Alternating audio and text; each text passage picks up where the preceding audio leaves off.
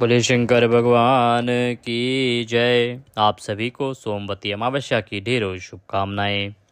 आइए अब हम सुनते हैं सोमवती अमावस्या की व्रत कथा, जिसे प्रत्येक सोमवती अमावस्या पर सुनना चाहिए। इसको सुनने से आपका व्रत पूर्ण होता है। भाद्रपद मास की जो अमावस्या है वो सोमवती अमावस्या है। इसका व्रत आप कर रहे हैं 2 सितंबर को। करने के बाद एक स्थान पर बैठ जाएं और एकाग्रचित होकर इस कथा का श्रवण करें। एक गरीब ब्राह्मण परिवार था। उस परिवार में ब्राह्मण, ब्राह्मणी और उनकी एक पुत्री थी।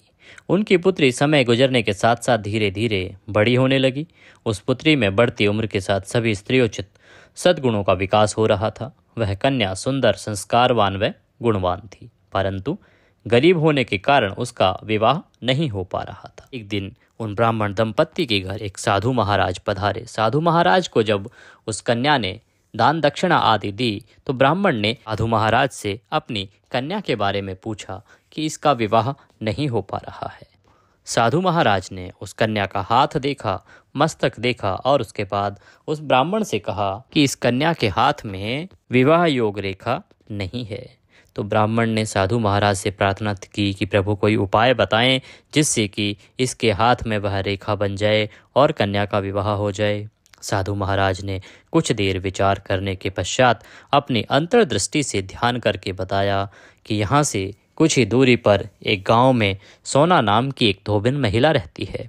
अपने बेटे और बहू के साथ रहती है, जो बहुत ही आचार विचार एवं संस्कारवान, संपन्न तथा पतिपरायण है। वह अमावस्या का व्रत करती है, पूजन करती है और पीपल की परिक्रमा करती है। यदि यह सुकन्या उस धोबिन की सेवा करे और वह महिला इसकी शादी में अपने मांग का सिंदूर लगा दे तथा उसके बाद इस कन्या का विवाह हो जाए तो इस कन्या का वैधव्य योग मिट जाएगा। साधु ने यह भी बताया कि वह महिला कहीं बाहर आती जाती नहीं है। यह बात सुनकर ब्राह्मणी ने अपनी बेटी से धोबिन की सेवा करने का प्रस्ताव रखा।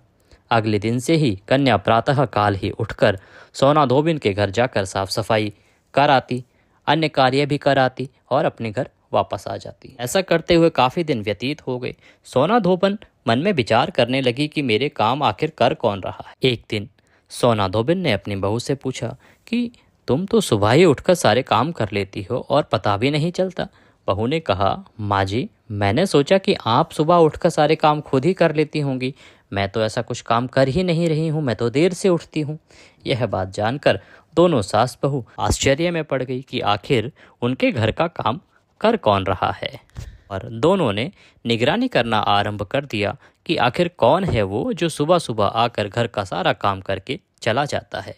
कई दिनों के बाद धोबिन ने देखा कि एक कन्या मुंह ढके अंधेरे में घर में आती है और सारे काम करने के बाद चली जाती है।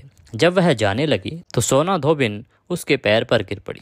पूछने लगी कि आप कौन हैं और इस तरह छुपकर मेरे घर की चाकरी क्यों करती हैं। तब कन्या ने साधु द्वारा कही गई सारी बात सोना धोबिन को बताई। सोना धोबिन पति परायण थी, अतः उसमें तेज था। वह तैयार हो गई। सोना धोबिन के पति थोड़ा अस्वस्थ थे।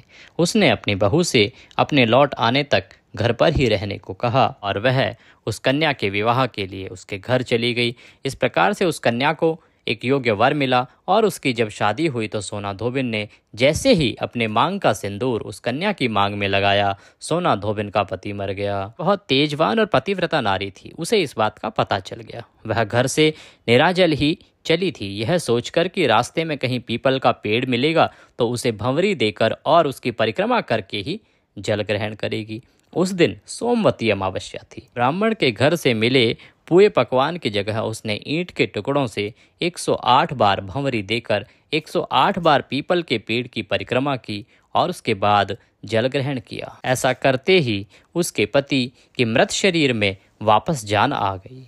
धोबिन का पति फिर से जीवित हो उठा। इसीलिए सोमवती अमावस्या के दिन से शुरू करके जो व्यक्ति हर अमावस्या के दिन भंवरी देता है अर्थात परिक्रमा देता है, उसके सुख और सौभाग्य में वृद्धि होती है।